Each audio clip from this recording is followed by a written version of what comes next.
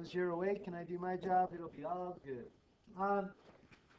It's using logarithms to take derivatives. There aren't a lot of techniques still left for you to learn in Calc 1 materials, so you're getting there. But logarithmic differentiation. So, remember back in set 72, I think, we talked about taking the derivative of 2 to the x. What was the process?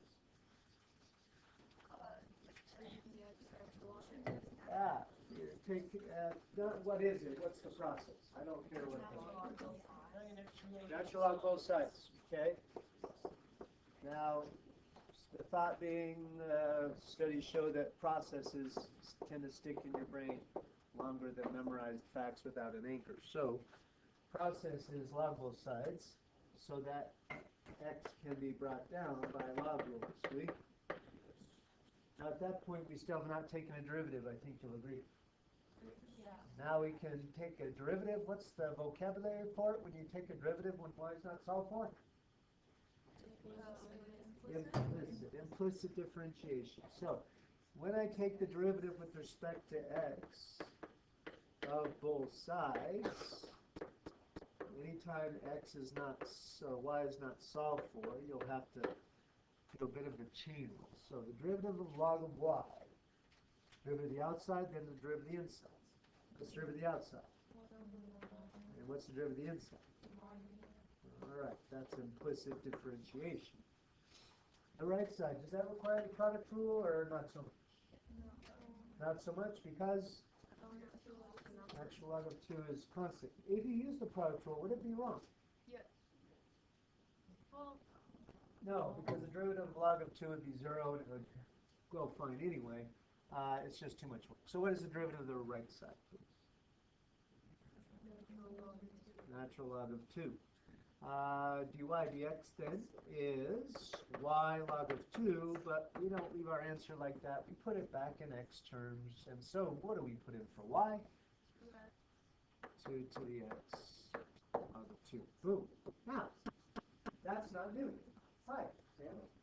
Today, what is new is what if you have a exponential base and an a variable base and a variable exponent, like x to the x. Would you take the derivative on that using the same ideas?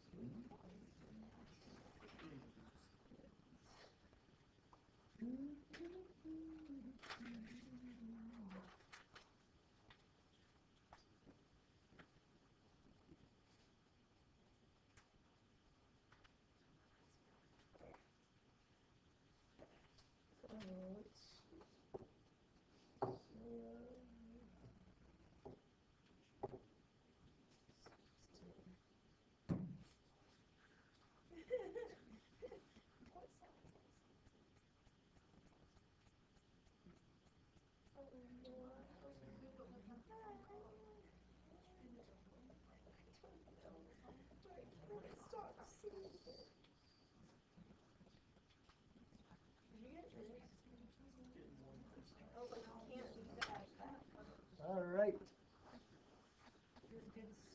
What did you do? Who's a good student here? Abby Micus. Abby, what did you do first? I took the natural log. Took the natural log of both sides. Sweet. All right. X, natural log of x. If I jump to it, then what did you do, Evie? Took the derivative. 1 over y dy dx. Do you agree that on this side, now I do need the product rule? 2 variables. Okay. So the product rule derivative is? First seconds. So that's x times the derivative of log of x, which is 1 over x, plus second first natural log of x times the 1. Yay? Okie dokie. So, cutting out some steps or condensing, in parentheses I'd have 1 plus log of x. When I move over the y and replace it, I get 1 plus log of x, that sum times x to the. Yay? Easy enough? Okay. Would you try then these 4? They get gradually harder. But this is good practice. Once you know the skill, you just practice. All right.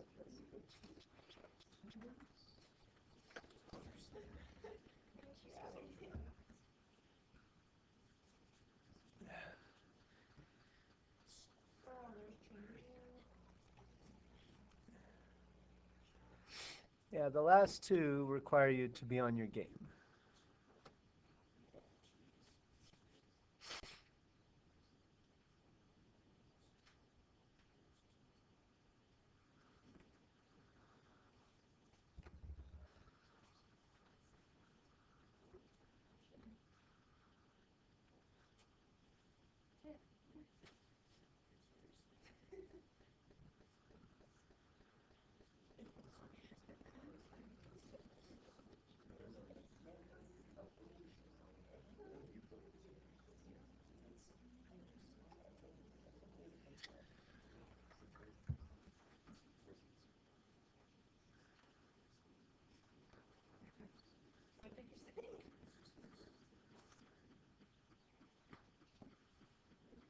You sent me the picture with her stupid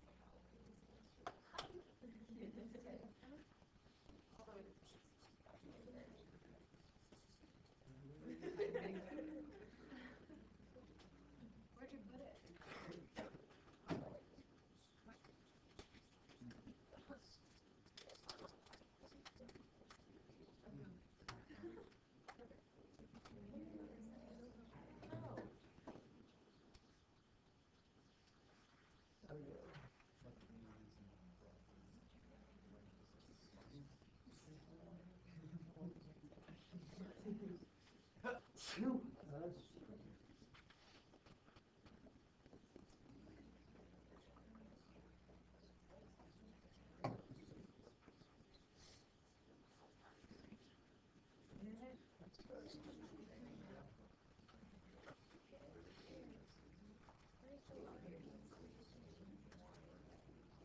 You just changed it.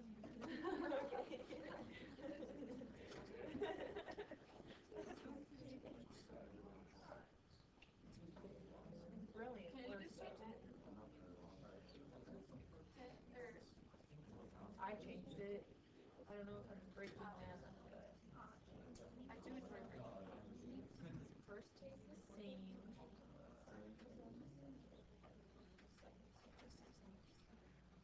Is it negative cosecant squared?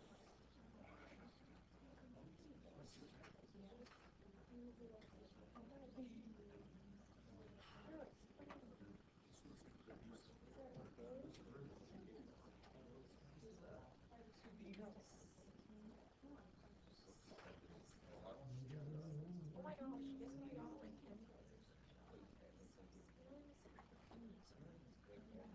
Yeah, that's good. How did you do this assessment? I just said why you did this. And then I edited it. Is that what you got? Oh my gosh, yes, I will.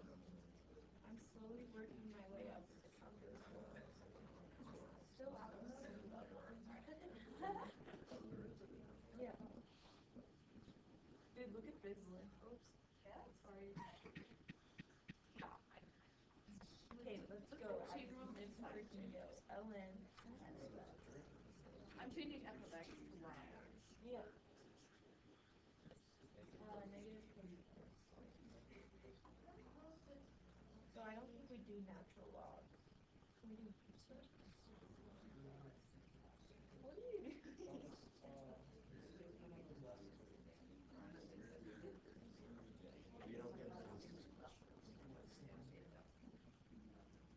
Ow! Hannah! What? This is a jab? Yes. Okay, well, don't make it stupid now. I don't. Oh my gosh. Is that a military flex? A boat police flex? Boat police? Sorry. This directly is lost in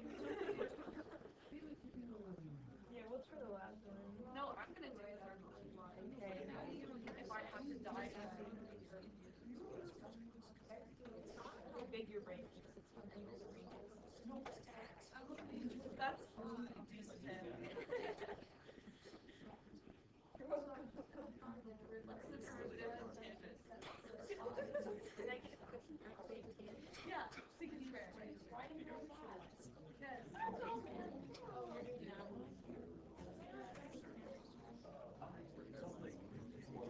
How do I take the derivative of this?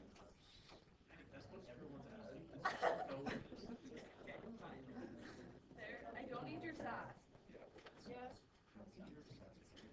Yeah, one step.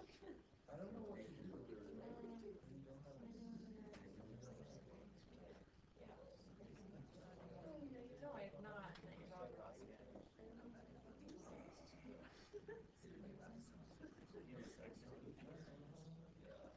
Times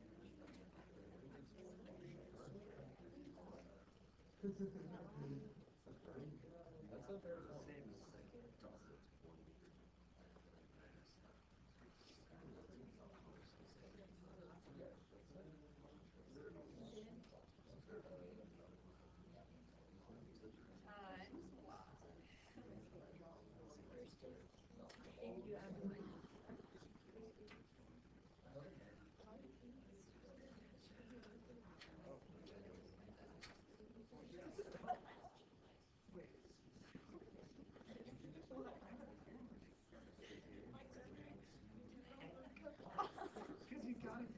my dog and I are on this.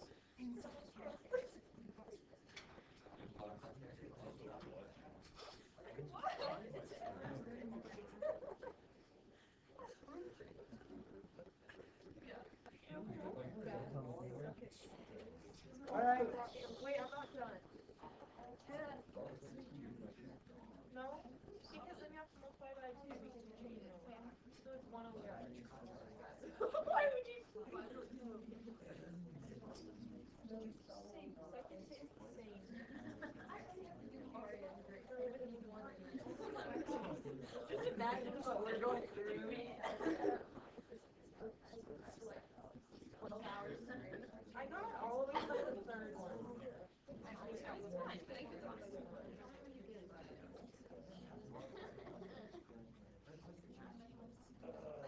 Right, but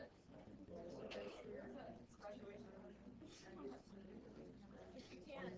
She has to wear all white briefs as the Coast Guard. Like, Taylor Doctrine, why? Yeah.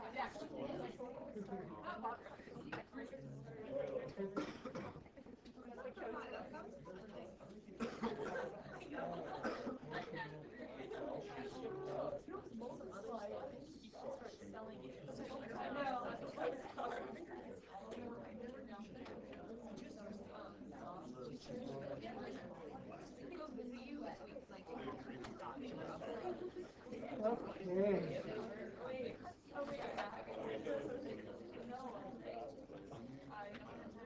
The first one is the only one I have high hopes for.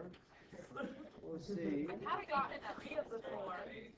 X cotangent of x plus log of sine of x times sine of x to the x. Yes. Alright, you guys. Okay.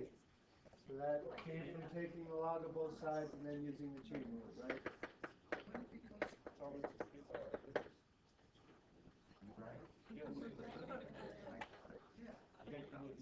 Cotangent came from when I took the derivative of this, it was 1 over sine times the derivative of the inside, which is cosine. You could have cosine over sine here, I suppose. You with me? Yes. First stays the same. How much room am I left for the hardest part? All right. The next one, this is actually kind of interesting when I like to experiment on students. I gave one version with a question like this on my test.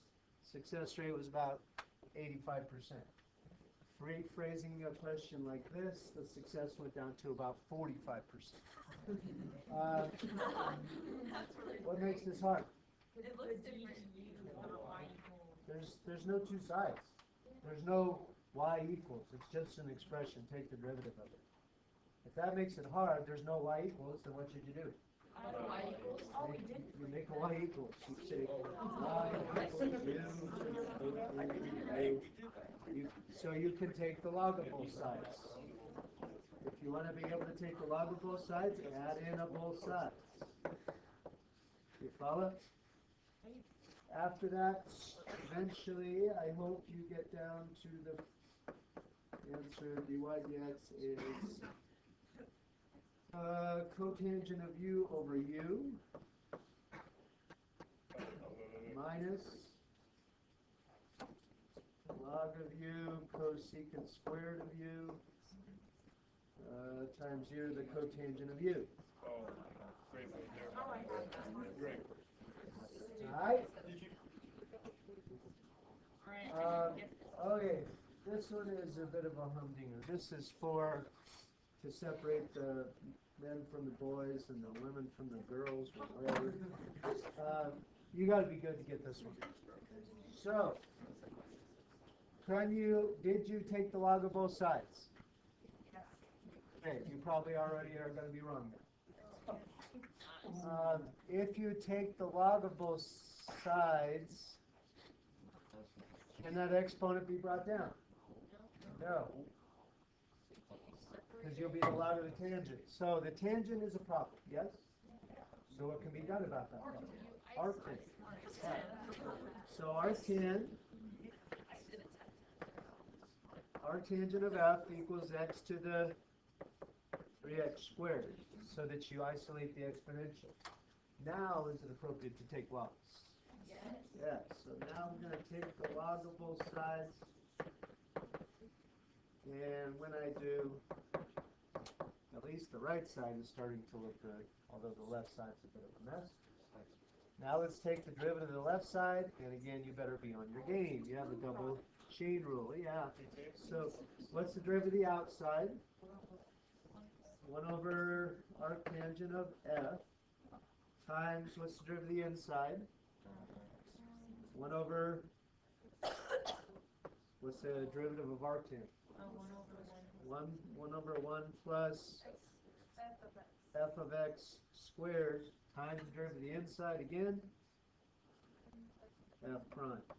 That's actually finally what we're looking for, f prime. All right? On the right-hand side, first stays the same, derivative of the second, plus second stays the same, derivative of the first. That side's probably okay. And then let's get to isolating f prime. F prime is, in parentheses, 3x plus 6x log of x. Arctangent of f 1 plus f squared. Am I done? No. F prime is 3x plus 6x log of x. What is inverse tangent of f? X to the 3x squared. That's inverse tangent of x to the 3x squared. And so that is just x to the 3x squared. What is f? Tangent, so that's tangent of x to the 3x squared, all of that squared. That's your answer. Yes? So I just wrote a new one where I was like y equals just what's inside the parentheses, and I took the derivative of that, and then I just did like a normal chain. So you could definitely go off to the side here and say let y equal x to the 3x squared and do a chain rule derivative on that. How did that go? I got secant squared of x to the 3x squared times. So that's this. And then Okay, so that's equivalent to that part. yeah, and then I got that And then part. this. Yeah. Maybe that was a better way to go. Yeah, it was a lot cleaner. Okay, so maybe we're saying another approach to this, maybe a little cleaner. This is just what makes sense to me, but Anjali went to the side and said, do you agree that if I don't rearrange, then I need to take a derivative of this via chain rule, yeah?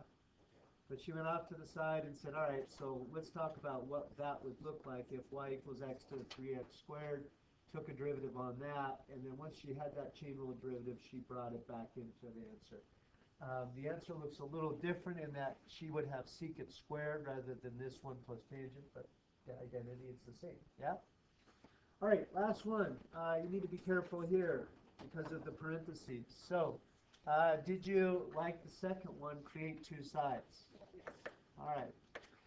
When you do, make sure that those parentheses are maintained so that when you take the log of both sides, that sign of x is brought down and 2x is still in parentheses. All right? When I take the derivative to the left, I get 1 over y dy dx, nothing funny there. Product rule on the right side, first stays the same. What is the derivative of log of 2x? 2 over 2x, so it actually works out to just be 1 over x. Plus cosine of x, log of 2x. I did not give myself enough room. Do you follow? Alrighty then. So dy dx is something like 2x to the sine of x when I move the y over and replace it back, and sine of x over x plus cosine of x log of 2x. I feel like I'm missing something, but I guess that's it. All right. You with me? All right. That's logarithmic differentiation part 1. Logarithmic differentiation part 2. Now this is super handy workaround. Okay, if I said take the derivative of that, then it would be terrible. Why would it be terrible? Because I'd have the product rule, the quotient rule, and various chain rules. It would be a nightmare, yes? Okay, and yet, if you're smart, you can use logs to make your life much easier. Before you take the derivative, if you get an expression this big, we're going to use log rules first, then take the derivative. Here's what I mean. If I take the log of both sides,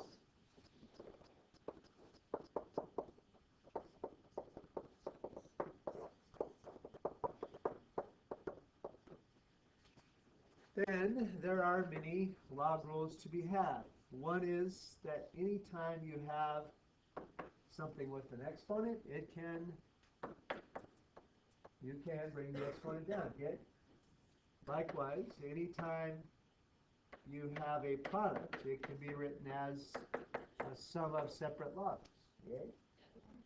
And a quotient can be written as a difference between two logs. All right, now using that idea,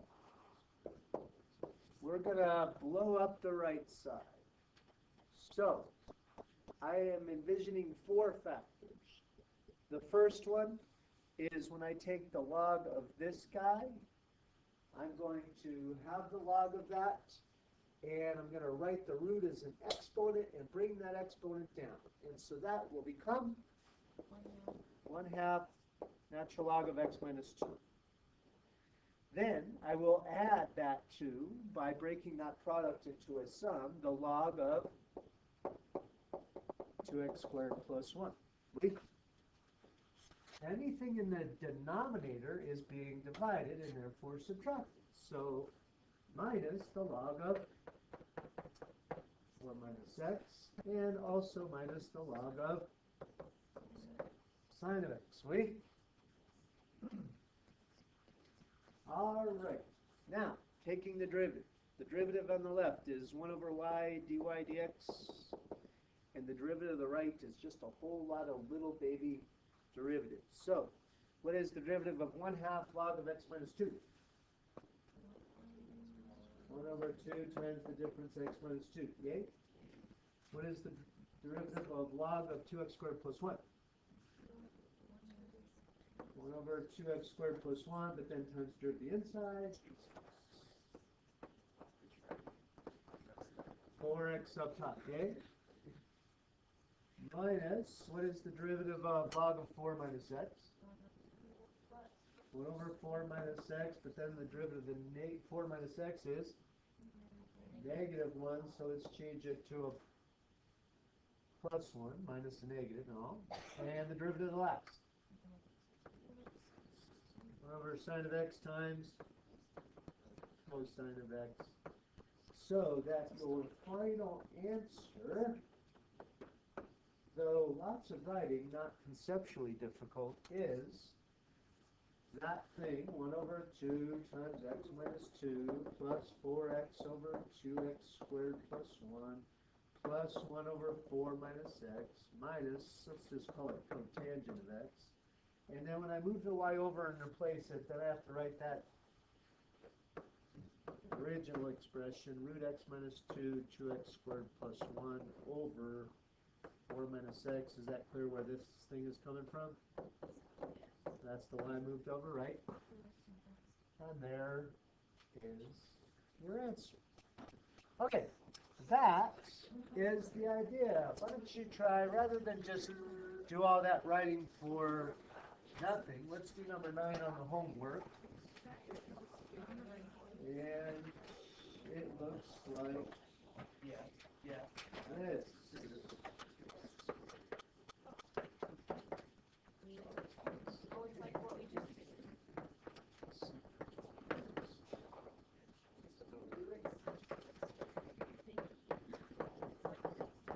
Okay, use logarithmic differentiation to take the derivative of that expression.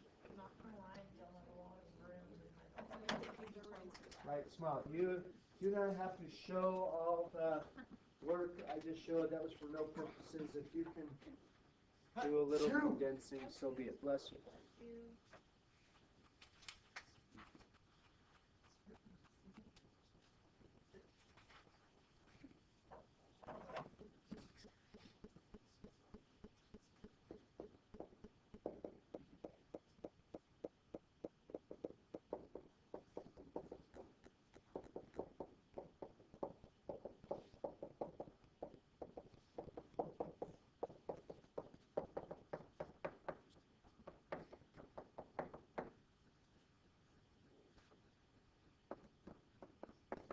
I would probably combine the second and third step of taking the derivative and moving over the y.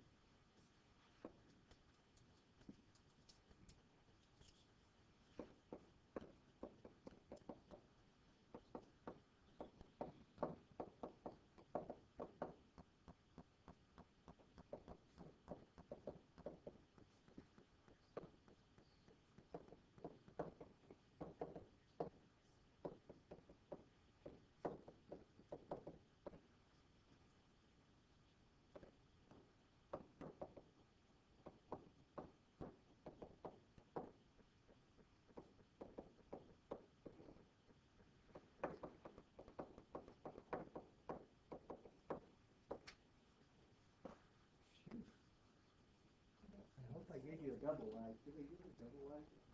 Oh, I should have made it a double y. My bad.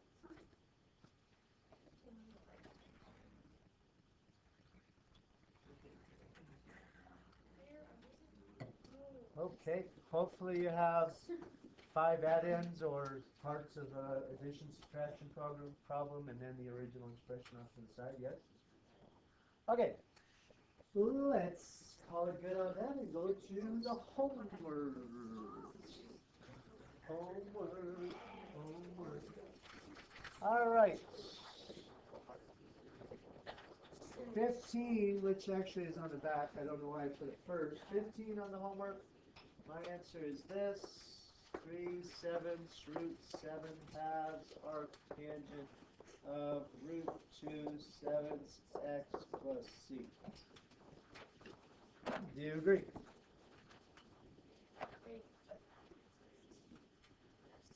Okay. Yes? We? All right. Moving on. Next time. What'd you say for A? Yay or nay? Okay.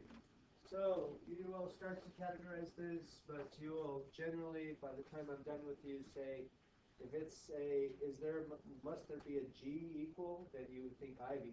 If you see, is there a place where G prime equals, you think MVT. This is yes, and you would use IVT. Is the broad picture here. Okay? B, this is a good, really good practice on absolute extrema. Start with the EVT, absolute min and max must be at endpoints of critical numbers. After gathering all the candidates, and there were many of them, I had 6 candidates, I said the absolute min is -6, and the absolute max is, anybody? I got 29. Yeah. 29. All right. I'm not sure what I was about, but whatever. X squared plus x plus c is the antiderivative, yay? This is very much a U sub question.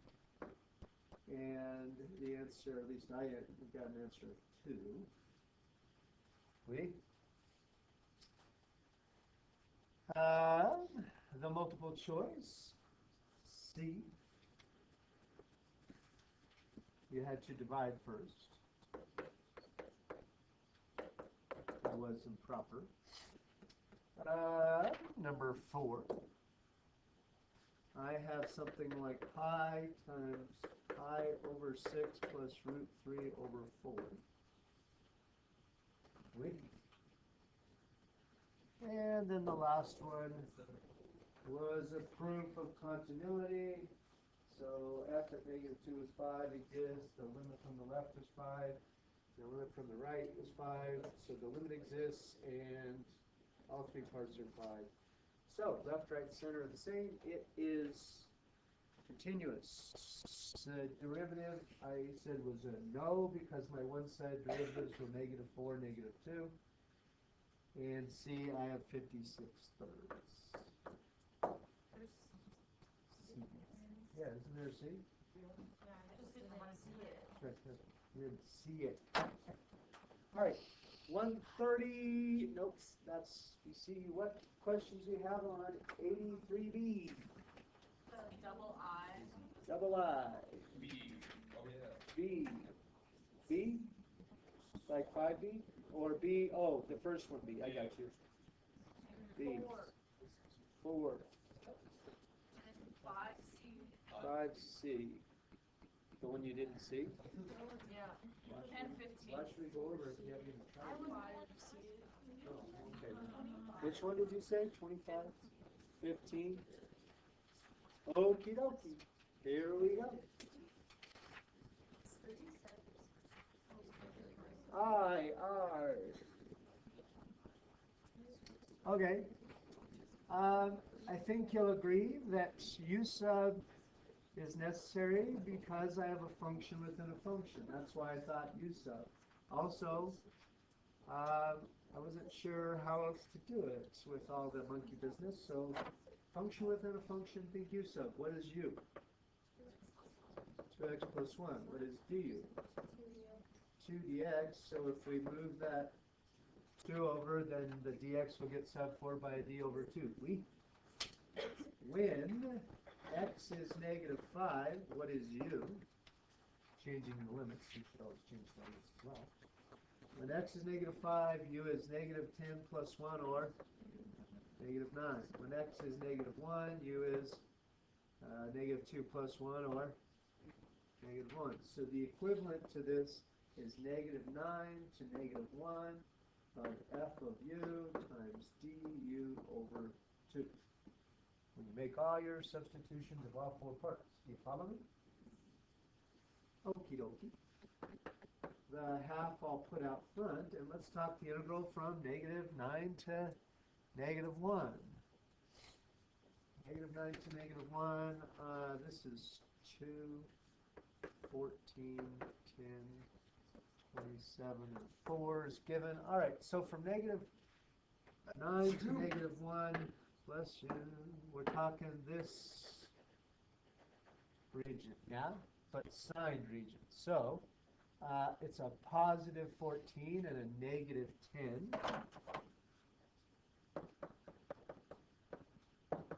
Because above and below the axis and all. So half of 4 is you follow? Okay, 1B. 1B. Let's talk about the EBT. Absolute extrema must occur at endpoints are critical numbers. Let's gather the candidates. The endpoints do not require any elaboration. They are just negative 11 and 7 as given. The critical points require you to communicate what they are and where they come from. They are where G prime, which is equal to F, is 0 or undefined. And that is at x equal negative 9, negative 5, negative 1, and 5. Okay? Negative 9, negative 1. What else did I say? Negative 5 and 5? There a negative 5 in there, right? And a normal 5? Yes. Cool. So, at this point you have a little bit of a choice. You can say, I'm going to blow off, you could blow off one of these as a candidate. Which one is not a candidate for a real extrema?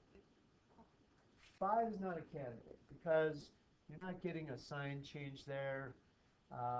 You could blow off 5 because it's not a relative extrema and therefore not an absolute extrema candidate.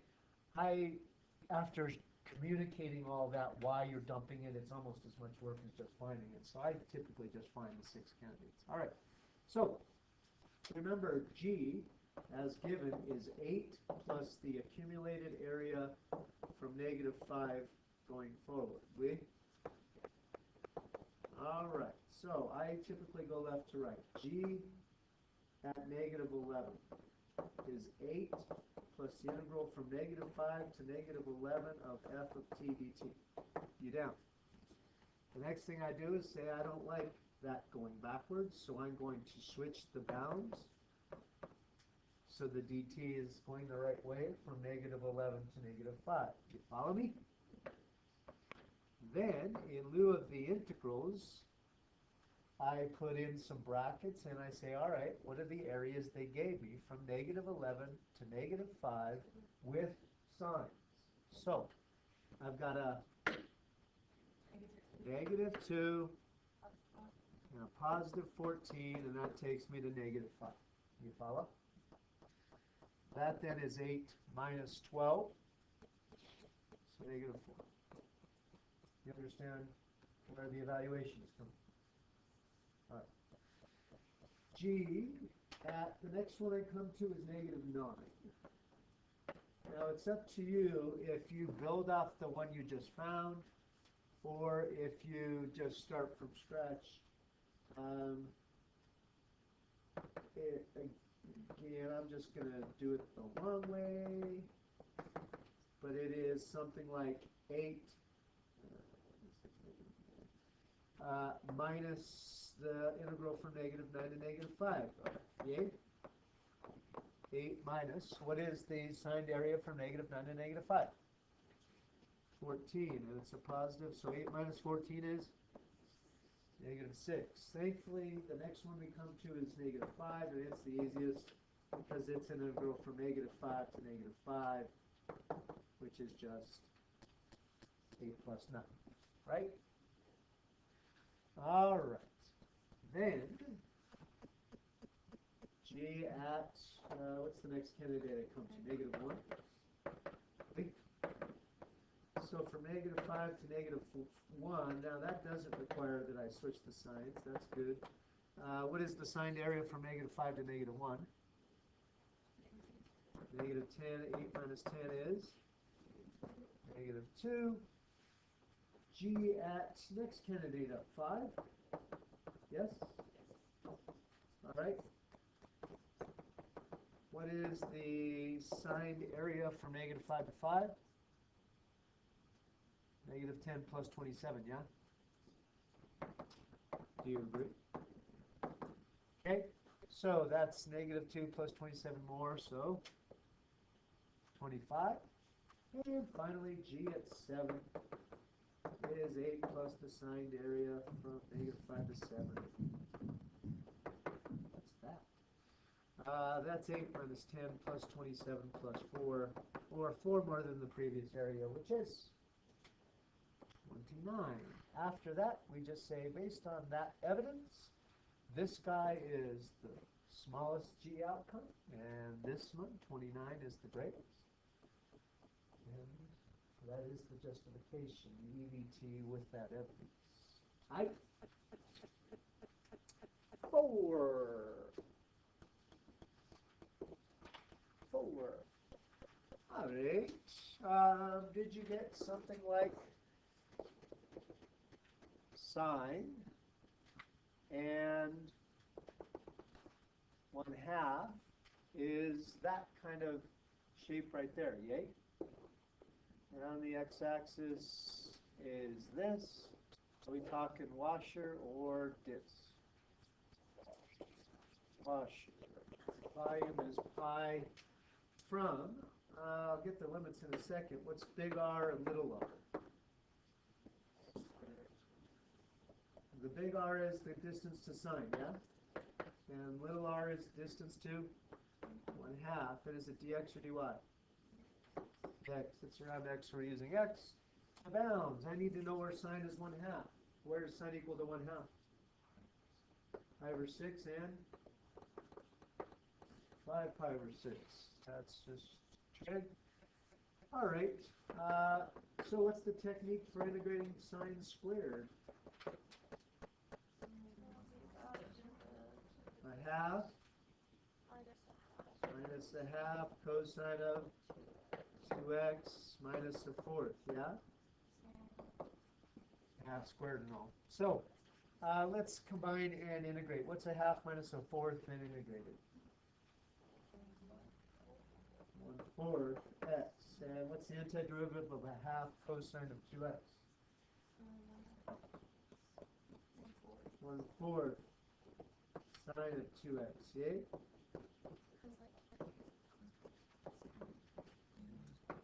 Evaluate that. That's where I got my answer from. All right, 5C. When you do piecewise, you must integrate the pieces. So, from -3 to -2, must use x squared plus 1. And from -2 to 0, must use -2x plus 1. That's all I did, and then I integrated. 25. 25 is...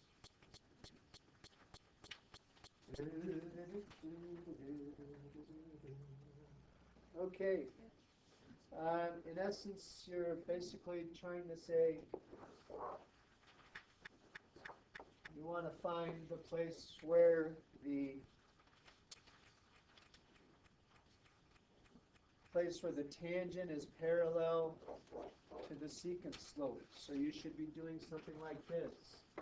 Find where f prime of x is. F at 5 minus f at -1 over 5 minus -1. So on the left side, you'll need the derivative. 2x minus 3. That's the derivative. That's where it needs to equal the average slope or the secant slope between the points. That should get you started there.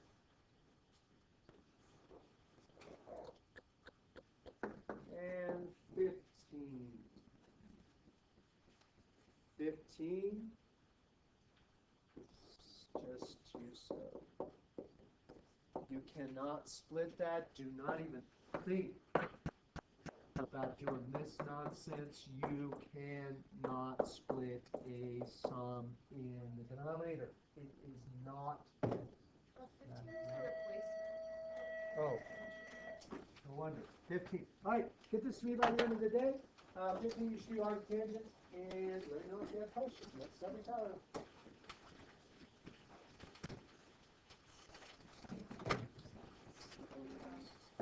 Use